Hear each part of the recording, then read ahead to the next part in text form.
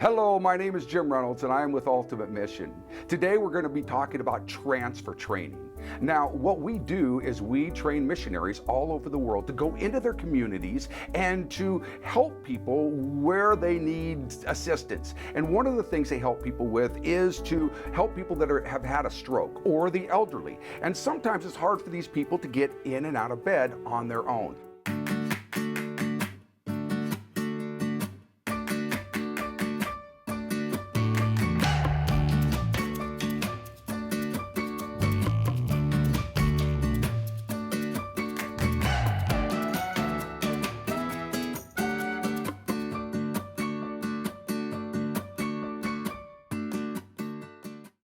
So this is something that is very important. And even here in America, we are more and more taking care of the elderly. And so it's good to know how to help people. We have Bert Logan with us, who's a doctor in physical therapy, and Beverly Thompson, who's a registered nurse who has trained nurses how to do transfers. So you are in good hands today. So Bert, tell me, why is it good to know exactly how to help a person get from one spot to the next?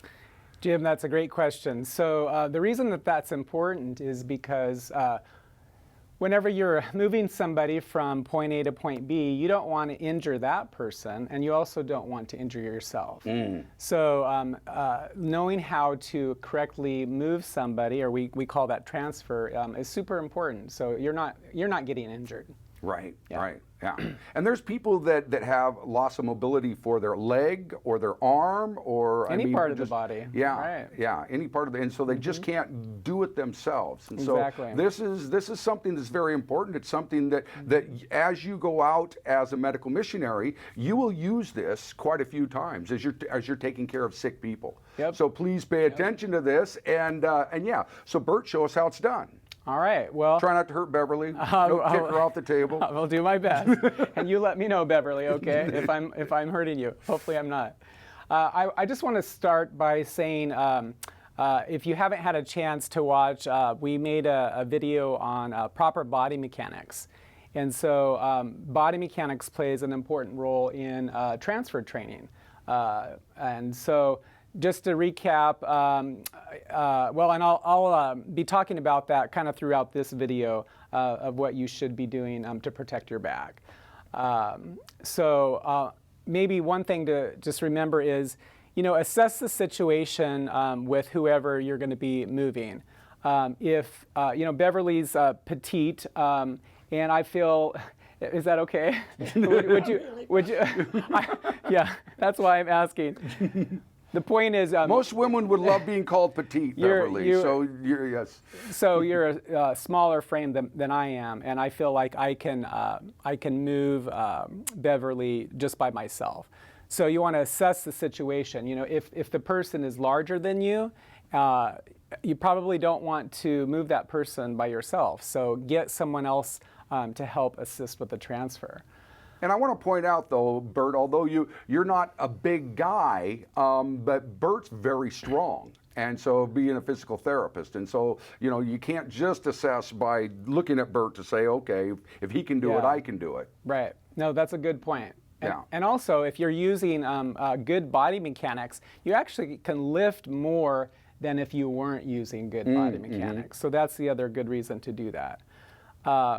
Also, the other thing to remember whenever you're working with somebody, assisting them in the bed or getting from the bed to a chair, is you want to inform that person what you're about to do. So it shouldn't be a surprise to Beverly. I'm not going to just come in and grab her and we're moving, right? That would be very surprising to her and scary, right? So I would come in and I would say, Beverly, I'm going to help you to sit up on the side of the bed. And so she understands that, right? Yeah, you want to explain the movement before you actually do it. Okay. So we're going to pretend that this is a bed. And one thing that I wanted to demonstrate before we get up is kind of assisting somebody in maybe moving up in the bed. A lot of times here in the United States, if people are in a hospital bed, they can slide to the foot of the bed, right? So to help someone get to the head of the bed, what you could do is your bed is all the way down, And what I would ask Beverly to do is, Beverly, if you can put your arms by your side, and then if you can bend your knees for me. All right, so she's going to bend both knees. And then you got two things that you can do here. So I'm going to just sit on the foot of the bed here. If I'm holding onto Beverly's ankles, Beverly, if you can show me, lift these hips up towards the ceiling, okay, and then just come back down. Okay, all right. So Beverly was scooting up a little bit before I wanted her to, but she's a nurse, so she knew where I was going with this. So if you can just bring the hips back up, but don't scoot forward. Because you're going to go off the end. Yeah. So just lift the hips up and then down. Okay. So what that is, we call that hook line. Okay. Or another word for that is bridging. And that's actually a good exercise, a good technique to help strengthen the hip muscles and the bottom muscles, which is going to help with the bed mobility, moving up and down. So how would you have them do those bridges? How many times? So right, if they can do that, I would say 10 to 12 repetitions would be good to do that a couple times a day. Okay. And Beverly is obviously strong and she can lift quite high, but let's pretend, Beverly, that you're not super strong, and see how she's just barely lifting. So some people would look at that and say, oh, well, I'm not doing anything. I'm not getting any exercise. But that's not true. She's still activating all of those muscles, right? So don't be discouraged. If you have to start out small, that's no problem. Just start there. And then as you get stronger, you can go higher up towards the ceiling. So yes, Jim, great exercise. Right, so Beverly had slid to the foot of the bed, and we want to help her get up towards the head of the bed. So Beverly, if you can lift the hips up and then scoot your bottom, and I'm holding the feet, so she's going up that way, and then bring your hips down and then bend the knees a little bit more. Right. Okay? So that, I'm sorry? You want me to push? A little bit, yeah. Okay, and then stop. All right. And then the other thing that you could do, and I'm going to come around this way so people can see, is going back to that good body mechanics. Sometimes you might want to put your knee on the table, okay? So that I'm protecting my low back here, okay?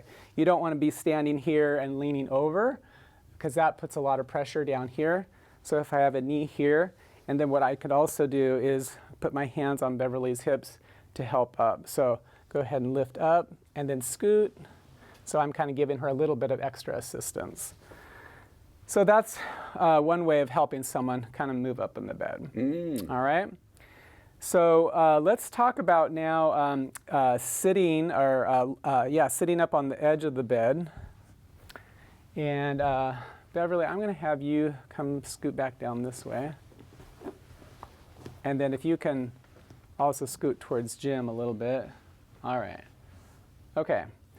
So we want to go from this position to sitting up on the edge of the bed. And a great way of doing that is what we call log rolling. So just kind of in your mind's eye, think about a log, right, on the side of a hill, and a log rolling down the hill. So that's kind of what we want Beverly's body to mimic, except she's not going to be rolling off of the bed, hopefully, right? And so what I would ask you to do, Beverly, is if you want to bend this knee for me, okay? And then this arm, if you can bring that arm over towards the edge of the bed. And then I'm going to come in like this and just kind of help her roll. And then if you want to drop your legs off of the side of the bed. And then from here, so if you can see, this is your position of your body that you want it in, right?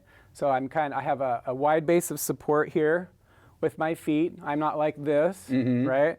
Feet are apart. My knees are bent, okay? I have my back a bit arched here. That's giving me good support here.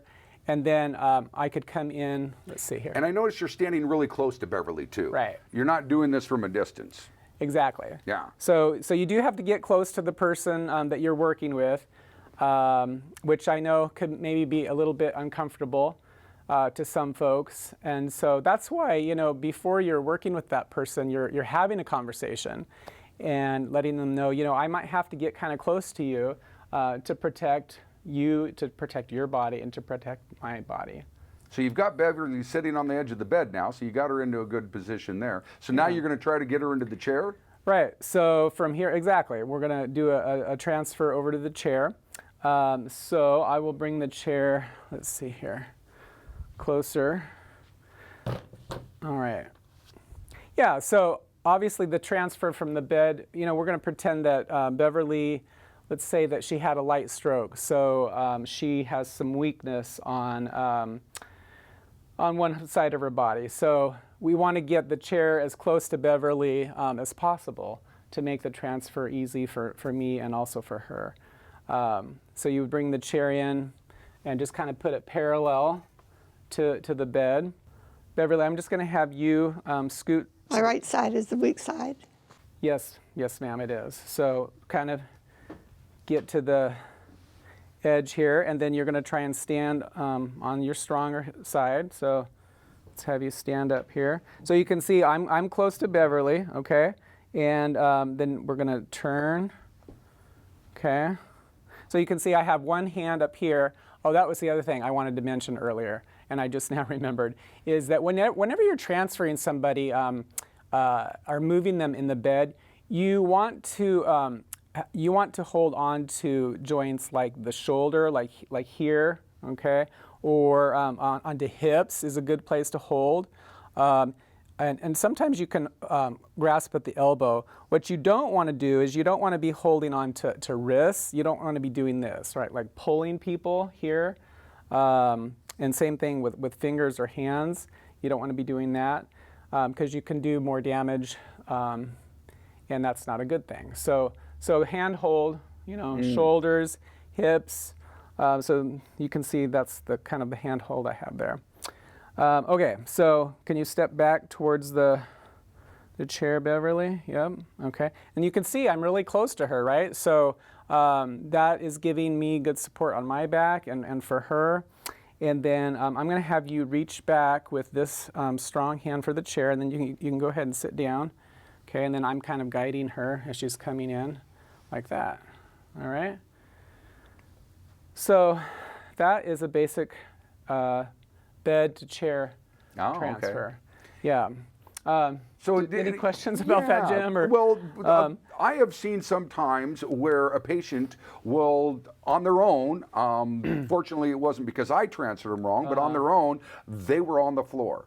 Oh, okay. So Right. I'm wondering if you could demonstrate for us if Beverly would lay on the floor. I'm sorry, Beverly. Well, I don't. How about if she not do that yet? Okay. Go ahead. Well, I was thinking that we could figure out how to come from the floor to the chair and back to the bed. Yeah, love it. And I'm so glad you brought that up because that happens a lot, that people fall on the floor. So I do want to demonstrate that. The first thing I would say, though, is if someone has fallen down to the floor, maybe that's you, and you need some help. The first thing that you want to do is you want to assess your own body, right? So I've fallen down to the floor. There's no one else in the room. I have to kind of do a self check of my body, right? Mm-hmm. So in your mind, you kind of just start at your feet and go up to your knees, your hips, your hands. Like, okay, can I move them, right? Mm-hmm. Is anything broken? Because if something is broken or you can't move it, you really don't want to attempt to get up by yourself because you can do more harm, more damage to that. And so Call for help. I was going to say somehow call exactly yeah. Call for help. Yell. If you have a cell phone on you, call somebody. But if you don't have that, then Beverly, you're going to have to yell, right? Help me. Yeah. Exactly. But after you've done that self-check of your body, if you haven't broken anything, right, and you do determine that it's okay to safely get up, then you would get up. Okay. Okay. So Beverly, let's go ahead and have you get down on the floor. All right. So Beverly's fallen. So I would come in here, and And I want to point something out really quick, Bert. Yeah. In some of the countries we're working in, people sleep on the floor. Right. And so a lot of times if you have somebody that's a patient that's paralyzed or Sure. has some other problems, I mean, it isn't just because they've fallen. Right. Sometimes they sleep on the floor and you've got to get them up. Right. So this Thank also you works for that. Absolutely. Thank you for pointing that out. Lead with the strong side. Lead with the strong side. All right. Yeah. Thank you. No, that's a good point. So let's just use the example of that you had fallen, right? You were sitting on the side of the bed and you fell off. So then as her caregiver coming in, I would ask Beverly, have you hurt yourself? Do you feel like you've broken any bones?